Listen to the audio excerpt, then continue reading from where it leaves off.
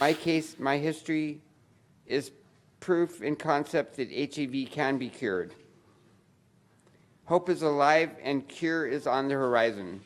Timothy Ray Brown, known as the Berlin patient, was a medical first, the first HIV-positive man to be cleared of the virus after receiving an experimental bone marrow transplant back in 2007.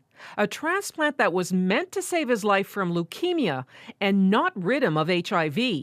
We now know it wasn't a fluke. It's happened again. And one of the researchers involved in this medical second says he's over the moon. The treatment has been discontinued now for 18 months, and there's still no virus in his body. So that's why it's called remission. We don't want to call it cure, and it's not a cure yet. The unidentified man known as the London patient contracted HIV in 2003, and later, like the first patient, was diagnosed with a blood cancer. He received a bone marrow transplant, and again, like the first case, it came from a donor with a rare genetic mutation that was resistant to HIV. The way these two men were cured is by eliminating their own immune systems and replacing it with an immune system that was resistant to HIV.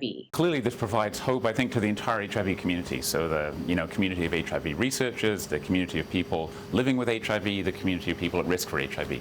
But researchers caution bone marrow transplants won't become the go-to treatment for HIV. We're not going to be doing stem cell transplants as a way to cure HIV more widely. That's just neither sustainable nor safe. They say the focus going forward should be on gene editing. They also point out current HIV treatment allows patients to live long and healthy lives. Cass Rusi, CBC News, Toronto. And that is most certainly true. HIV therapies have come a long way, but the prospect of a cure still matters because those drugs don't kill the virus, they only suppress it. Years of prevention, education, and treatment come with an asterisk.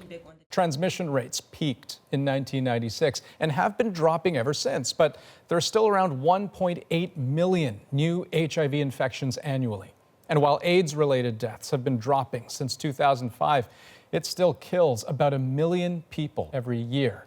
The big change is how many live with the disease, more than ever before, thanks to a massive effort to get antiretroviral drugs to regions like sub-Saharan Africa. In 2007, 12% of the world's HIV-positive population got those drugs.